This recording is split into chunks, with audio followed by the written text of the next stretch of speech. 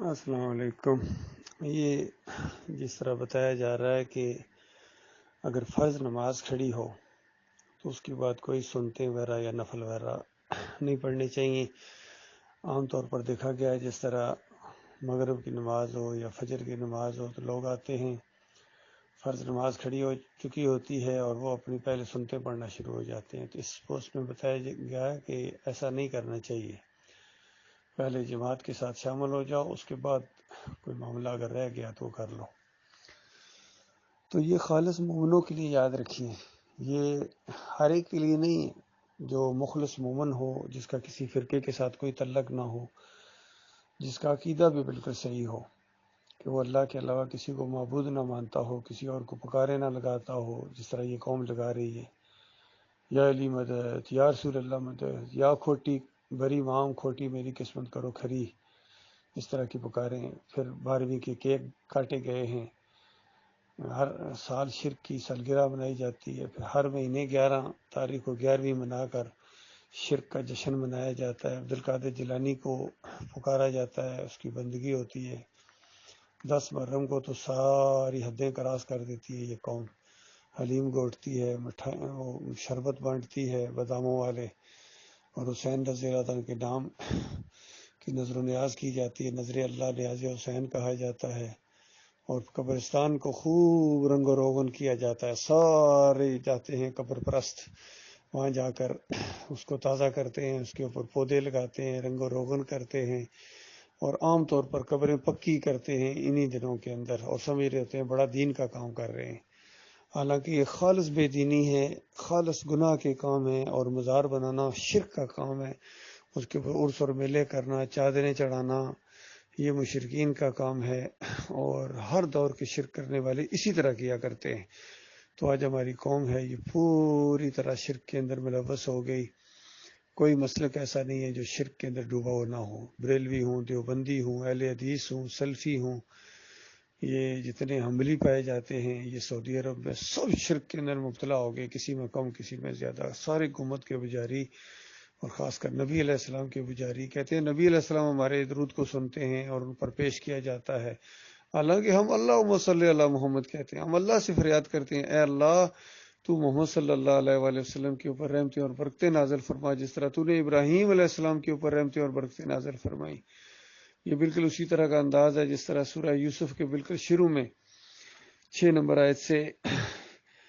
یعقوب علیہ السلام نے یوسف علیہ السلام کے خواب کی تعبیر اس انداز سے بیان کی کہ میرے بچے تجھے اللہ تعالیٰ منتخب کرے گا نبوت کے لیے گویا،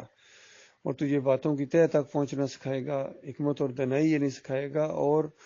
تیرے اوپر اس طرح رحمت اور شفقت کرے گا جس طرح ابراہیم علیہ السلام اور اسحاق علیہ السلام کے اوپر کی، اس خاندان کے اوپر پھر اپنا نام بھی لیا، یعقوب کے اہل و عیال کے اوپر اللہ تعالیٰ رحمتوں کی بارش کرے گا تیرے ذریعے، یعنی تجھے عزت دے کہ اس طرح اس خاندان کو اور عزت بڑھائے گا، اس کو اور دین کا موقع دے گا، دین کی کام کرنے کا۔ تو اس طرح اللہ تعالیٰ نے وہ سب کچھ کر دیا، حالات واقعات کے لیے پوری زندگی اسی نقطے کے گرد گزری ہے جو اللہ کی بشارت آئی تھی، حرف بحرف سچی ثابت ہوئی، اور بالکل پورا خاندان جب وہ مصر پہنچے ہیں اور وہاں کی شان و شوکت دیکھی ہے کہ اتنی عزت، اتنی مالک نے عزت بڑھائی، اور یہ جہاں چھپ کے آیا کرتے تھے، چھپتے چھپتے وہ بھائی آیا کرتے تھے، کبھی خیرات لینے آیا کرتے تھے، تو وہاں ایک رائل فیملی کی حیثیت سے، ایک مالک کی حیثیت سے، یعنی ملک کے حاکم کی حیثیت سے وہاں داخل ہو رہے ہیں۔ تو بتائیے کس کی شکر گزاری ان کو کرنی چاہیے تھی؟ وہ دڑام سے سجدے میں گرے ہیں، جب آخری بات دیکھی اتنا بڑا تخت دیکھا، تخت کے اوپر بٹھایا گیا اور ساری عوام اور بڑے بڑے سردار اور نیچے ہیں، تو بتائیے کیا اس وقت محسوس کر رہے ہوں گے، یہ کس نے سب کچھ کیا ہے، کس کی وجہ سے ہوا ہے؟ تو اس طریقے سے اللہ تعالیٰ نے جو ان کو عزت دی تھی اس خاندان کے اوپر، تو یوسف علیہ السلام اور سارا پورا خاندان اللہ کے سامنے سجدہ ریز ہو گیا، اور جن کے دماغوں کے اندر شرک ہوتا ہے انہوں نے اس کو پھیر دیا، زبردستی پھیر دیا، انہوں نے اس شرکی عقیدے کو، سجدہ تعظیمی کا شرک ایجاد کیا، انہوں نے کہنے لگے سارا خاندان یوسف علیہ السلام کی سامنے سجدہ ریز ہو گیا۔ یہ دعوت القرآن جیسی تفسیر کے اندر اندازہ لگا، یہ نام کتنا زبردست ہے، دعوت القرآن، گویا قرآن کی یہ دعوت ہے، قرآن کا یہ نچوڑ ہے، اور یہ محمد حنیف صاحب نے اس کے اندر یہ شرک کا انجیکشن دے دیا 100 نمبر آیت کے اندر۔ زبردستی اس کو پھیر دیا یوسف علیہ السلام کی طرف۔ اب بتاؤ اللہ کے بندو، یہ جماعت اس لیے بنی تھی کہ شرک پھیلاؤ، اور امیر اس لیے بنایا گیا تھا، شورا مرکزی اس لیے بنائی گئی تھی کہ شرک اور کفر کے اوپر ڈٹ جاؤ اور پھر ڈنڈے کے زور سے پوری جماعت کے اندر منواؤ۔ بہرحال جو ایک امیر کا پریشر برداشت نہ کرے، اس نے کل پورے دنیا والوں کا پریشر کیسے برداشت کرنا ہے، انٹرنیشنل اور عوامی پریشر وہ کیسے برداشت کرے گا، اور آگے جا کے فرشتوں کا پریشر اور خاص کر خالق کائنات کا پریشر وہ کیسے برداشت کرے گا۔ تو یہ معاملہ ہے، ہر ایک کا یہی معاملہ ہے۔ ان میں سے کسی کے اوپر بھی نماز فرض نہیں ہے، یہ سنتے ہیں پڑھیں نہ پڑھیں، فرض پڑھیں نہ پڑھیں، ان کے لیے برابر ہے، چونکہ ان کے اوپر یہ عمل ہے ہی نہیں ہے۔ کسی شرک کرنے والے کے اوپر اللہ کی طرف سے کوئی عمل نہیں ہے، ہاں اپنی طرف سے کرتا جائے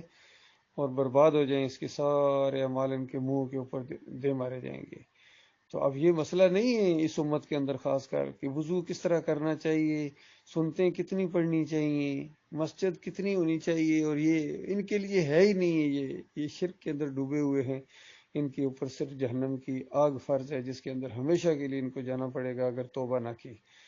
آج ساری قوم ملوث ہوگی، کتنے جلوس نکل گئے، سیاسی رنگ میں کوئی آ گیا ہے اور کوئی مذہبی رنگ میں آیا ہے۔ کس طرح پہلے 9 ستارے آئے تھے، پھر محتدہ مجلس عمل بنی، اور اب یہ پھر اس طریقے سے دینی رنگ دینے کی کوشش کر رہے ہیں۔ سارے اس شرک کے اندر مبتلا ہو گئے، مخادم حسین رضوی ہو، اور یہ حافظ سعید ہو وہ بھی کود پڑا ہے، ساجد میر ہو، اور طاہر القادری بھی اسی طریقے سے۔ اب وہ مایوس ہو کے بھاگا، یہ نہیں کہ وہ جمہوریت کو غلط سمجھتا ہے، جمہوری نظام کو وہ بھی بالکل صحیح سمجھتا ہے، اور کسی حد تک یہ ڈاکٹر اسرار بھی اسی کے وہ رہے ہیں۔ لیکن عقیدے میں خرابی، وحدت الوجود کے ماننے والے، وحدت الشہود کے صوفیوں کے دل دادا اور صوفیوں کے